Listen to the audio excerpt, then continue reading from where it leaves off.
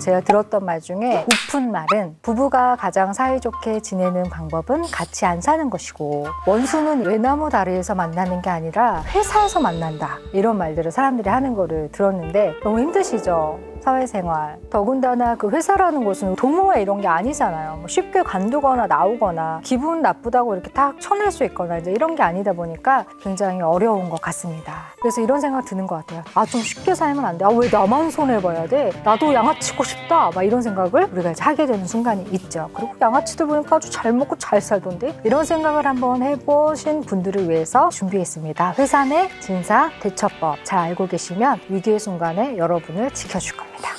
회사 내 진상, 이런 분들 꼭 있죠. 남 탓, 대마왕형 진상 꼭 있습니다. 아니, 어떻게 모든 일을 다 책임져요? 여기서 그냥 대충 그냥 넘어가고 뭉개면 누군가는 하게 돼 있고, 솔직히 나만 잘못한 건 아니잖아, 막 이런 식으로 이제 가는 것이죠. 이런 분들은 자기가 뭔가 잘못해놓고 자기는 쏙 빠지고 다른 사람한테 잘못을 돌리고 때로는 막 울면서 코스프레를 하면서 빠져나가죠. 자, 이런 분들 정말 너무나 옆에서 보면 이렇게 막 부글부글. 자, 이런 분들 왜 그럴까요? 자, 이런 분들은요, 자기 연민이 굉장히 강한 사람들이라고 우리가 볼 수 있습니다. 어떨 때 자기 연민이 강해지는 사람이 되냐면요, 자기 자신에 대해서 공감하는 법을 모르는 사람들이 자기 연민에 많이 빠져들게 돼요. 자기에 대해서 스스로 공감한다는 건 뭐냐면은 자기 자신을 받아들여주는 능력이에요. 예를 들어서 내가 실수하거나 잘못했을 때 왜 이렇게 했어? 그래도 뭐 이렇게 할 수 있지, 그냥 잘해야지, 이렇게 자기 자신을 받아들이지를 못하고 내가 실수했다고? 그럴 리 없는데, 내가 그런 평가를 절대 받아서는 안 되는데, 이런 그 자기 연민이 남 탓을 하게 하는 진상형의 사람들로 우리가 크게 됩니다. 그래서 크리스틴 네프 박사는 이렇게 얘기했어요. 자기 연민도 훈련이 필요하다. 끊임없이 자기를 받아들이는 훈련이 필요하다는 거죠. 그래서 3가지로 나눴는데요. 첫 번째는 자기 친절이 필요하다고 얘기했어요. 자기가 실패했을 때 자기 자신을 따뜻하게 안아주는 그런 거를 자기 친절이라고 해요. 그래서 다이어트 할 때도 그렇다고 하잖아요. 오늘 막 스트레스 받아가지고 막 먹었어요. 그럴 때 자기 자신에 대해서 우리가 받아들여주는 게 필요하다고. 괜찮아. 하루 먹었으니까 또 3일 하면 되지. 먹을만 했잖아? 그 일을 겪고도 안 먹으면 그게 이상한 거 아니야? 자, 그 다음에 공통된 인간성을 받아들이는 거예요. 실수, 고통, 결핍, 잘 못하는 거, 이런 게 나만의 문제가 아니라 모든 사람의 문제잖아요. 사람들이 이제 정신 건강이 안 좋아질 때 많이 하는 그 독백이 뭐냐면, 왜 나한테만 이런 일이 자꾸 생기는 거야? 왜 다들 나만 갖고 이래? 이럴 때 이제 우리가 보통 정신건강이 점점 안 좋아질 때 이런 발언들을 많이 하거든요. 근데 그런 문제는 나뿐만이 아니라 많은 사람들이 굉장히 겪고 있죠. 그래서 이게 참 인생이 힘들구나, 나도 힘들고 다른 사람도 힘들구나, 이렇게 받아들이는 게 되게 필요하다는 겁니다. 또 하나는 마지막은요, 마음을 챙기는 훈련이 필요하다고 얘기했어요. 자신의 어떤 생각이나 감정을 완전히 다 완벽하게 책임지려고 하지 말고 강박적으로 집착하지 않는 거야. 그러니까 실수하지 않으려고 하다 보면은 사람들이 너무 강박적으로 더 실수하게 되거든요. 그래서 실수할 수 있지, 뭐 이런 걸 받아들이는 태도예요. 그래서 기본적으로 자기 연민을 잘 극복해가는 방식은, 인간은 완벽하지 않다, 나는 실수할 수 있다, 실수해도 괜찮다, 이런 그 유연성이 필요한데, 이게 안 되는 분들이 자꾸만 회사에서 남 탓을 하면서 이제 진상을 부리게 되는 거죠. 그래서 직장 내 그 최악의 상사 유형 중에서 책임을 떠넘기거나 발뺌하는 오리발형, 남 탓을 하는 사람이 가장 싫은 상사였다라고 이야기했습니다. 그러니까 이 지점을 우리가 극복해 나가는 거 굉장히 중요한 부분이고요. 그래서 이런 분들은 여러분들이 어떻게 대처해야 되냐면, 기록을 정말 잘 해둬야 돼요. 우리가 회사 생활을 할 때요, 내가 그거 이번에 안 넘기기로 했는데, 이거를 자기 혼자 알고 있지 말고 공유하는 게 되게 중요해요. 그래서 원래 일을 잘하는 회사들은 이메일이나 이런 것들을 다 공유로 받아요. 모든 사람들이 다 같이 받고 다 같이 공유하고 답변도 다 같이 보고, 이런 것들이 이제 불필요한 에너지를 좀 아낄 수 있는 방법이 될 수도 있는 것 같습니다. 그리고 개인의 편에서는 증거를 남기고 공유하는 거, 중간 사람한테 김 대리님이 오늘 안 해도 된대, 여러분 다 들었죠? 막 이렇게 이제 가는 거예요. 반대로 또 어떤 분들은 너무 자기 탓하는 분들 있어요. 다 제 잘못이에요, 제가 확인했어야 되는, 이런 분들도 좀 자기 용납, 자기 친절을 똑같이 해주시면 좋을 것 같습니다. 우리가 또 직장에서 만날 수 있는 진상 있죠. 기억상실형 진상님들 계십니다. 그래서 뭐 회의 때 막, 누구야? 이거 진행하자고 한 사람. 사모님께서 결제하셨는데, 내가 이런 바보 같은 기획안에 결제를 했다고? 그래서 이런 식으로 아주 자기가 결제한 거를 싹 까먹으시는 분들, 이런 분들은 이런 식으로 자기 합리화하죠. 아니, 회사 서류가 한두 개예요? 이걸 어떻게 다 기억해? 진짜 과부야, 과부야. 그리고 솔직히 말해서 내가 이상한 거에 결제를 했다 쳐. 물어봐야 되는 거 아니야? 이상하다고? 이거 하신 거 맞냐고? 그래서 이런 분들이 또 황당할 때는 이런 거죠. 휴가 가라고 해놓고 까먹으시는 거예요. 과장님, 그럼 수요일에 뵙겠습니다. 왜 수요일에 보지? 아, 저 내일부터 휴가라고. 휴가를 간다고? 우리 다음 주 월요일날 되게 중요한 회의 있는데? 아니, 제가 말씀드려가지고 가라고. 내가? 그래도 네가 상황을 보고 아니라고 했었어야지. 내가 그때 정신이 없었나 보지. 이런 식으로 이제 기억상실형 진상을 부려주시면 와, 우리가 진짜 이 회사를 계속 다녀야 되나 이제 이런 생각이 들게 되는 거죠. 자, 왜 이럴까요? 이런 분들이 또 이유가 있더라고요. 사람이 권력이나 물질적인 자원, 회사에서의 높은 위치나 돈이나 혹은 유명세 이런 거를 갖게 되면은 자기가 그런 것들을 가지지 않았을 때보다 사람들의 신뢰를 저버릴 가능성이 더 높아진다고 해요. 그러니까 똑같은 사람이어도 사람이 변한다는 얘기죠. 돈이나 권력이 없을 때는 우리가 신뢰를 줘야지 내가 일을 딸 수 있고 또 승진할 수 있고 이 팀에 계속 있을 수 있고 이런데 모든 걸 다 이루고 나면은 굳이 내가 그렇게 애써 신뢰를 줄 필요가 없어지는 거죠. 또 하나 이런 유형의 사람은 상황을 아주 철저하게 자기 중심적으로 해석하기 때문이에요. 이 휴가가 이 사람이 얼마 만에 가는 휴가고 이 휴가는 가족 휴가인데 이번에 이 휴가를 같이 가는 게 얼마나 중요하고 이런 여러 가지 맞물린 상황에 대해서 휴머니틱한 생각 자체가 되게 없는 거죠. 그래서 이 사람에게는 굉장히 인생에 크게 중요한 의미인 이 휴가를 나는 아무것도 아닌 일의 한 부분으로만 여기게 되는 아주 자기중심적인 사고방식을 가졌을 때 또 이렇게 하기도 하고요. 또 아주 무능력한 사람들은 이제 신중하지 않게 컨펌을 내리는 거예요. 휴가 가도 될까요? 이럴 때 가. 별 생각이 없는 거예요. 회사가 굴러가는 일에 대해서 그림이 별로 없어요. 그 자기 자체도 막 닥쳐서 일을 하니까 굉장히 임기응변식으로 컨펌도 내리고 그 다음에 그게 뭔가 잘못됐을 때도 또 남 탓하면서 네가 확인했어야지 내가 놓쳤어도 너도 이 회사 다니잖아. 그래서 아주 방어적인 태도하기도 하고요. 아주 나빠지는 경우는 아예 거짓말을 하기도 해요. 난 절대 그런 적이 없다. 그건 내가 아니었을 것이다. 그래서 이런 분들은 꼭 기억하셔야 될 게 있어요. 오늘의 후배가 10년 뒤에도 후배일 거란 보장이 없으니까 이렇게 주변에 그런 사람들이 있다면 너무 억울해하진 않으셔도 좋겠어요. 결국에 평가는 다 받게 돼 있고 10년 뒤에 그분의 입지가 어디 있지는 또 우리가 지켜봐야지 하는 것 같습니다. 우리 사회에서 자주 만날 수 있는 진상, 또 이런 진상이 있죠. 아무나 하대하는 꼰대형 진상입니다. 되게 중요한 거래처가 왔을 때는 막 읍소를 저분이 저렇게 공손했나 읍소를 하다가 자기보다 만만한 사람을 보면은 어이 야 뭐 똑바로 해 이런 식으로 하대하는 꼰대형 진상 여전히 좀 계시죠. 이런 분들은 이제 이렇게 자기 변호를 합니다. 아니 뭐 한 번 보고 안 볼 사람 아니 좀 말 좀 편하게 하면 안 돼? 아니 서비스업인데 이 정도 각오도 안 하고 나오는 거야? 감정노동 하는데 돈 받잖아. 이런 식으로 이제 이야기 하시는 거죠. 자, 웨이터 법칙이라는 법칙이 있어요. 이거는 빌 스완스라는 분이 비즈니스를 위해서 33가지 규칙을 정리한 책에 보면은 웨이터 법칙이라는 아주 중요한 법칙이 하나 나오는데요. 사람이 식당 종업원을 함부로 대하는 자는 절대로 비즈니스 파트너로 삼지 말라는 경고가 담긴 법칙이라고 볼 수 있습니다. 그래서 누군가 굉장히 하대하는 사람은 반드시 뭔가 비즈니스 파트너로도 문제를 일으킨다라는 것에서 이제 고안된 것인데요. 이 법칙을 발견하고 만들게 된 빌 스완스도 33가지 규칙 중에서 다른 건 몰라도 이 웨이터 법칙만은 정말 예외 없이 적용되는 것이다 라고 이제 이야기했습니다. 우리가 그 소개팅 같은 거 나갈 때도 그렇잖아요. 1시간 정도 얘기했는데 약간 감이 알아요. 이런 사람이 사회적인 약자인 분한테 너무나 친절하게 하고 예의 있게 하는 모습을 보면 와 사람 되게 괜찮네 이렇게 생각하기도 하고 반대로 너무나 막대하는 모습을 보면 완전 나가리구나 이렇게 생각을 하게 되죠. 이런 법칙이 존재함에도 불구하고 왜 많은 사람들이 이제 권력을 가지게 되면은 아무나 화대하면서 이제 하게 되냐면 뇌 안에는 일종의 보상 메커니즘이라는 게 있어요. 보상 메커니즘은 뭐냐면 그 사람이 잘한 업적이나 성취에 대해서 사람들이 이제 칭송해주죠. 너무 대단하세요. 어떻게 이런 걸 개발하셨어요? 어떻게 이렇게 훌륭한 작품을 이럴 때 처음에는 감사합니다. 제가 아닙니다. 저희 팀이 있어요.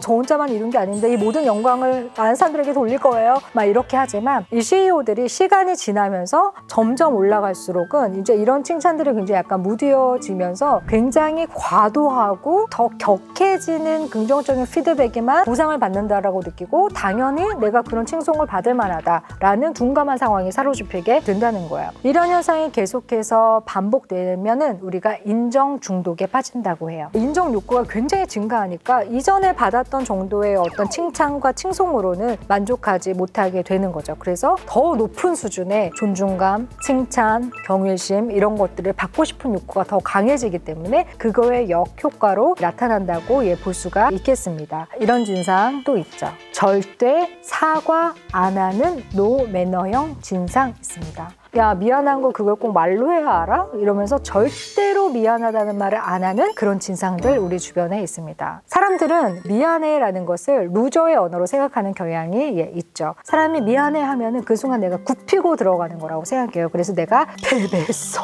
이렇게 생각하는 거예요. 사과가 절대로 루저의 언어가 아니라는 것을 아실 필요가 있습니다. 경영학자인 션 터커와 그 연구팀이 연구 실험을 통해서 이런 걸 밝혀냈는데요. 누군가 자신의 잘못을 인정하고 사과를 하는 사람에게서 더욱더 사람들이 아주 변혁적인 리더십을 발견하게 됐다는 거예요. 저 사람은 달라. 저 사람은 리더의 자격이 있어. 이런 느낌을 사람들이 많이 받았다는 거고요. 실제로 리더의 사과는 일시적으로는 완벽한 상에서 약간 멀어지게 하지만 사람들이 그 사람을 장기적으로 볼 때는 아, 정말 책임감 있는 사람이구나. 자기의 행동을 굉장히 잘 바꾸려 가는 사람이구나. 더욱더 긍정적인 평가를 많이 받게 되고요. 많은 사람들도 그 사람을 보면서 성장해야 되겠다. 아, 나도 저렇게 배워가야 되겠다. 아주 긍정적인 영향을 미친다고 합니다. 그러니까 우리가 직장에서 뭔가 실수했을 때 깔끔하게 인정하는 게 가장 좋고 사과할 일이 생길 때는 사과하는 게 가장 좋다는 이야기입니다. 또 하나 사과는 조금 더 기술적으로 잘 사용하면 좋은 부분이 있는데요. 미안해 라는 말은 그 워딩 사용이 굉장히 한국에서는 중요합니다. 한국의 언어는 전 세계 언어 중에서 아주 미묘한 뉘앙스 차이가 말 어미에서 많이 갈리는 나라라고 볼 수 있는데요. 그래서 우리가 미안하다를 잘 쓰는 방법을 몇 가지 생각해 보도록 하겠습니다. 첫 번째, 미안하다는 말을 사용하실 때요. 미안해 라는 말보다 더 효과적인 것은 사실 자기 잘못을 인정하는 말을 먼저 하고 제 잘못입니다. 정말 미안합니다. 라고 말하는 게 훨씬 더 사과의 효과가 있다고 하고요. 말 어미를 바꾸지 않는 게 굉장히 중요해요. 네, 미안한데 내가 미안하고 이런 식으로 가는 거죠. 그 다음에 약간 나이 드시고 약간 능청스러우신 분들은 반복 사용 되게 많이 하시죠. 예, 미안합니다. 미안하고 막 이런 식으로 곡도 하신단 말이에요. 그럼 효과가 되게 떨어지죠. 그 다음에 또 하나 미안하다고 사과하실 때는 회사에선 딱 점 하나를 찍어주시면 정말 효과적이에요. 어떤 점이 미안한지, 내가 확인 못해서 시간 2번 쓰게 한 점, 나 때문에 오해받게 한 점, 나 때문에 야근한 점, 어떤 점이 미안한지를 정확히 얘기해주면 훨씬 더 효과적이고 정말로 진정성 있는 사과가 될 수 있다는 거를 기억해 주시면 좋겠습니다. 또 이런 진상 있죠. 피도 눈물도 없는 인색한 진상. 아주 막 부정적인 피드백은 막 나노 단위로 막 나눠가지고 막 조목조목 막 평가서를 막 15장을 막 써주면서도 단 한 번도 잘했을 때 칭찬해주지 않는 사람들. 이것도 진상이에요.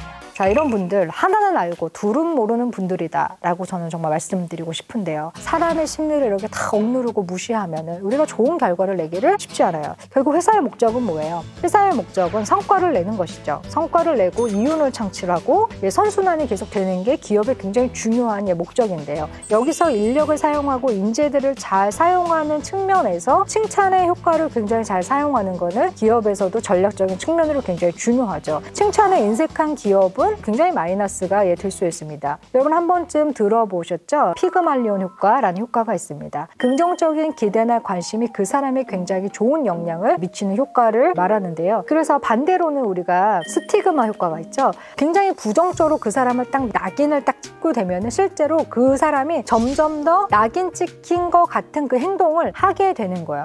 셋업 투 페일 신드롬이라는 어떤 실험이 하나 있었어요. 자, 이건 어떤 실험이냐면 모든 그룹에서 에이스인 사람들을 다 뽑아다가 절대로 칭찬하지 않는 실험을 한 거예요. 그 실험 기간 내내 계속해서 압력만 가하는 거예요. 별론데? 야, 우리의 기대가 과했네? 이런 식으로 계속해서 반복했어요. 그럴 때 어떤 결과가 있었냐면 이 실험에 참여했던 모든 사람들이 100% 다 워스트로 추락했던 이 실험이 있었어요. 에이스들이 절대로 에이스로서 역할을 더 이상 하지 못하는 그런 현상이 일어나게 됐죠. 그래서 많은 사람들이 출근할 때 어떤 마음을 가지고 출근할까요? 내가 오늘 잘 할 수 있을까? 내가 언제까지 이 회사를 다닐 수 있을까? 나는 왜 그 사람처럼 일을 못했을까? 많은 회한을 가지고 출근 출퇴근을 반복해요. 이럴 때 같이 일하는 사람들이 긍정적인 피드백을 해준다는 거는 이 사람들이 사회생활을 할 때 굉장히 많은 격려와 실제로 일을 더 잘할 수 있는 에너지를 얻을 수 있다는 거죠. 단, 반드시 근거가 있어야 한다는 거예요. 팀장님, 최고십니다. 뭐가요? 전반적으로? 누군가 정말로 같이 일을 하실 때 칭찬받을 만하다, 일 더 성장했다, 배웠다 라고 할 때는 이 사람이 더 좋은 성과를 내기 원하신다면 근거를 가지고 피드백 긍정적으로 해주시는 거 결코 마이너스 아니라는 거 우리가 기억해 주셨으면 좋겠습니다. 또 이런 진상 있습니다. 뇌 맑은 천진난만형 진상입니다. 저는 정말 솔직한 사람이에요. 저는 그냥 앞에서 딱 말하고요. 뒤에서 뒷말 안 해요. 솔직한 게 뭐가 나빠요? 예, 이렇게 얘기하는 거. 아주 그냥 매너 없는 얘기, 사람들 기분 나쁜 얘기, 기분 나쁜 줄도 모르면서 막 하면서 어머, 영희 씨 머리 잘랐어? 왜 잘랐어? 지난번에 되게 괜찮았는데 미용실 절대 가지 마, 여기. 이런 식으로 아주 뇌가 맑으신 분들이에요. 자, 솔직한 사람들은 이런 심리를 가지고 있어요. 자신을 믿어요. 나는 진실해. 그리고 사람에 대한 믿음이 있어요. 어떤 사람이라도 기본적으로 다 이 사람은 좋은 사람이야. 내가 진실하니까 너도 진실하게 이해해줘야지. 그 다음에 아주 감수성이 풍부합니다. 자신의 감정에 매우 정직해요. 막 눈물이 나올 때 울 수 있고요. 벚꽃이 아름다우면 너무 아름다우고 여러분 너무 오늘 아름다운 날이에요. 아이 같은 면이 있죠. 감정에 솔직하고 순진한 성격을 가지고 있어서 때로는 약간 업앤다운이 막 심해요. 이런 그 솔직한 사람들의 어떤 자기 표현. 과연 타인에게도 좋은 겁니까? 다른 사람들도 솔직하고 싶어요. 솔직하고 싶지만 다른 사람들을 배려하고 타인에 대해서 굉장히 민감하고 타인에 대한 감수성 때문에 많은 필터링을 가지고 스스로 걸러내고 있죠. 솔직한 사람들은 어떻게 말하면 타인에 대한 민감성, 예민함 굉장히 떨어지고 그것이 솔직하다고 잘못 포장하고 있는 거 아닐까 생각합니다. 우리가 소위 그 페르소나라고 하죠. 가면을 쓰는 것에 대해서 한번 이야기를 해보고 싶은데요. 스위스의 심리학자 칼 구스타프 융이 페르소나에 대한 이야기를 많이 했었는데요. 개인이 사회적인 요구에 적응할 수 있도록 매개해주는 역할이 페르소나라고 이야기했어요. 자기가 있는 환경, 만나는 사람에 따라서 적절하게 자기의 모습을 바꿔가는 것을 우리가 페르소나라고 하는데 사회적 가면이죠. 이거를 시기적절하게 잘 써가는 게 굉장히 중요한 거라는 이야기예요. 제가 40대가 되면서 이 페르소나에 대한 고민이 개인적으로 굉장히 깊었었거든요. 강의를 할 때의 저와 집에서의 저와 아이를 대할 때의 저와 친구들을 만날 때의 저가 진짜 되게 다른 거예요. 그러면서 제가 진정한 나는 뭘까? 이런 고민을 되게 많이 했어요. 40대이신 분들은 또 많이 고민하실 것 같은데 그러면서 제 나름대로 인간은 결국에 통합을 향해 가려고 노력하지만 결국에 통합될 수 없는 존재이고 내가 집에서 이렇게 사는 것, 친구를 만나서 이렇게 사는 것, 강의를 할 때 있는 모습, 내가 혼자 있을 때 있는 모습은 분열적인 상황이 아니라 그 상황에서 필요한 페르소나를 적절하게 내가 잘 갈아 끼고 있는 과정이구나. 여러분 생각해보세요. 집에 있는 자아와 사장님하고 면담을 하는 자아가 다 똑같으면 진짜 심각한 거예요. 사장 들어와. 앉아. 너 나한테 이렇게 불만이 많아? 아니면 사장님하고 면담하는 자아가 집에서도 엄마 제가 좀 앉아도 될까요? 엄마 제가 멸치를 하나만 먹어봐도 될까요? 엄마 감히 제가 이 멸치에 대한 맛을 한번 피드백을 드려도 될까요? 이러면 이런 거 정상 아니잖아요. 결국에 다 다른 것이 성숙한 것이라는 거예요. 근데 솔직한 사람들은 다 다른 것을 갈아 끼는 수고를 하지 않는 거죠. 성장하지 않은 거고 굉장히 유아적인 거고 솔직하다는 말로 스스로를 포장하고 있는 겁니다. 그래서 여러분이 이렇게 굉장히 저는 솔직해요 하면서 이런 사람 보면 너무 스트레스 받지 마시고 이 사람이 아직 정서가 많이 성장하지 않았구나. 그래서 그렇구나. 쯔쯔쯔 이렇게 해주시면 좋겠습니다. 자기 말만 맞다고 우기는 그 사람, 대체 왜 그런 걸까요? 아는 게 없는 사람일수록 자기 말을 더 우긴다는 것으로 대부분 연구 결과를 통해 나옵니다. 심리학 용어 중에 러닝크루거 효과라는 것이 있어요. 지식 수준이 부족할수록 자신의 지식 수준을 과대평가하는 현상을 말하는 거죠. 책을 아예 안 읽은 사람보다 책 한 권 읽고 아는 척하는 사람이 제일 무섭다는 거 잘 아실 거예요. 그것만 믿기 때문입니다. 우리 주변에 사람들이 우기는 이유는 그 사람이 아는 게 많지 않고 그리고 편협하기 때문입니다. 둘째, 자기 자신과 비슷한 성향의 사람들만 만나는 사람들이 일반적으로 과도하게 우기는 경우가 많습니다. 스페인의 파블로 브리뉴얼 디우스가 실제로 했던 연구인데요. 이 연구에서는 두 가지 종류의 집단 중 하나를 설득하게 합니다. 첫 번째 집단은요, 어떤 주장에 대해서 나와 원래부터 같은 입장을 가진 사람들이죠. 이 집단을 동일 주장 집단이라고 합니다. 그리고 두 두 번째 집단은 나의 주장과는 무관한 전혀 다른 측면 등에서 비슷한 성향의 사람들이죠. 이 집단을 유사성향 집단이라고 하죠. 이렇게 동일 주장 집단과 유사성향 집단의 사람들을 모아서 이 두 집단 중 어느 집단을 설득하느냐에 따라서 자기 확신의 증가에 있어서 차이가 만들어진다는 겁니다. 유사성향 집단을 설득하는 일을 하고 난 뒤에 자기 확신이 훨씬 더 크게 증가합니다. 나의 주장과는 무관한 전혀 다른 측면 등에서 나와 비슷한 사람들이 나와 같은 생각을 가질 거라고 하는 자기 확신을 키워나간다는 겁니다. 이 실험을 통해서 알 수 있는 게 뭐겠습니까? 학연, 혈연, 지연과 같이 내가 어떤 주장이나 의견을 갖고 있는 것과 무관하지만 이런 것들을 되게 중시하는 사람들이 자기 생각을 잘 안 바꾼다라고 하는 결론에 도달할 수 있습니다. 자, 그렇다면 자기 말만 맞다고 우기는 그 사람, 어떻게 상대하면 좋을까요? 자기만 맞다고 우기는 사람들은요, 지는 법을 모르기 때문에 우기는 겁니다. 이렇게 지는 법을 모르는 사람들일수록 대화를 승부의 개념으로 보는 사람들이 많죠. 승자와 패자로 나뉘는, 즉 승패 개념이 분명한 걸 우리가 승부라고 합니다. 그래서 이 우기기 좋아하는 사람들은 대화를 통해서 위너가 되어야 한다는 강박이 강하기 때문에 우기기에 집착한다는 거죠. 이런 사람들과 원활하게 대화를 하려면 내가 대척점에 서 있는 게 아니라 같은 편이라고 하는 생각을 심어줄 필요가 있습니다. 자, 그렇다면 어떻게 해서 같은 편이라는 인식을 심어줄 수 있을까요? 나는 당신과 같은 편입니다 라고 이렇게 말을 한다면 이 사람이 왜 나한테 같은 편이라고 하는 말을 이 시점에 굳이 하는 거지? 라고 하는 의심을 만들어내기가 오히려 더 십상이겠죠. 그것보다는 무언의 시그널을 줘야 됩니다. 우리가 자켓이 되게 비슷하네요. 이거 우리 같은 시계 찼어요. 이렇게 작은 취향의 같은 점을 어필해 주는 게 더 좋은 시그널이 될 가능성이 크다는 겁니다. 이걸 전문 용어 아닌 전문 용어로 대화의 마사지라고 합니다. 우리는 마사지를 왜 할까요? 몸의 긴장도를 풀기 위해서 하죠. 심리적으로도 이렇게 긴장도를 풀어서 비슷한 효과를 보는 게 필요하다는 겁니다. 또 한편으로 어떤 사람을 우기지 않게 만들기 위해서 우리가 생각해 볼 수 있는 중요한 방법과 과정이 있습니다. 바로 인정해 주는 거예요. 다른 부분에서 어느 정도 그 사람을 인정해 주면 그 사람은 그것과 무관한 분야에서 우기는 경향성이 줄어듭니다. 굉장히 노련하고 경험 많은 서비스직 혹은 판매직 종사자들은요, 우기는 고객을 어떻게 다루는지 아시나요? 지금 온 분이 액세서리를 고르고 있는데 이 분께 옷이라면 정말 안목이 있으시잖아요 라고 말을 처음에 겁니다. 그런데요, 이 액세서리는 조금 달라서 제 말씀을 좀 들어보시면 좋을 것 같습니다. 이렇게 내가 하고 싶은 말을 인정해주고 난 다음에 하면 내 조언을 받아들일 수 있는 가능성이 더 커집니다.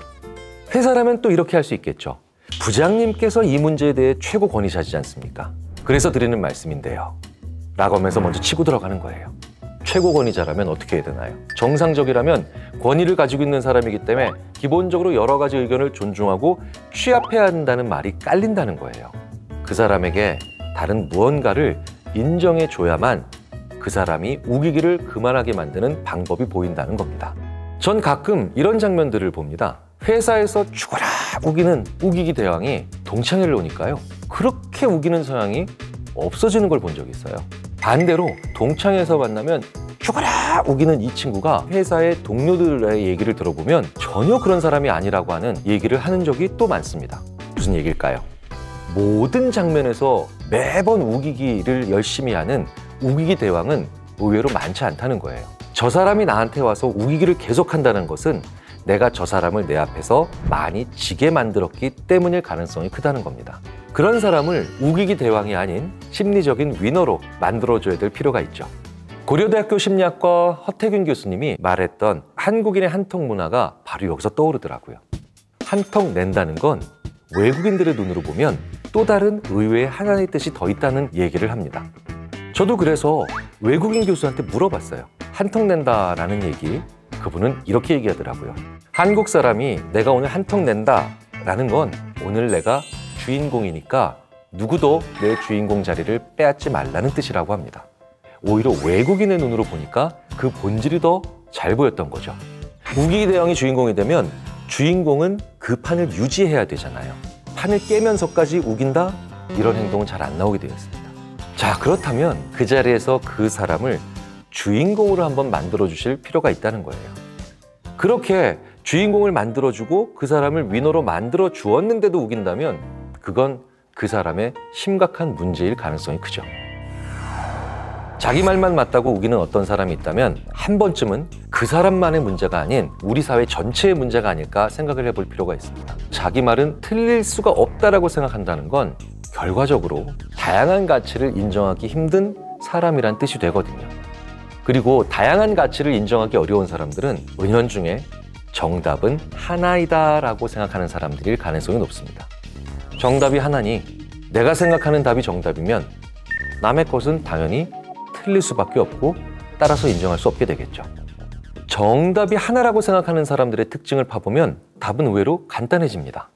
어렸을 때부터 정답이 하나라는 교육을 많이 받은 사람들이겠죠. 그러니까 사실 여기까지 생각을 해보면 이건 한국의 전반적인 문제가 될 수 있다는 거예요. 한국인의 특징이라기보단 현대 한국 교육의 부작용 중에 하나라고 봐야 된다는 겁니다. 하지만 여기에서 그러니까 한국 교육은 크게 문제가 있다 라고 또 여기서 생각이 멈추는 분들은 없으시길 바라겠습니다.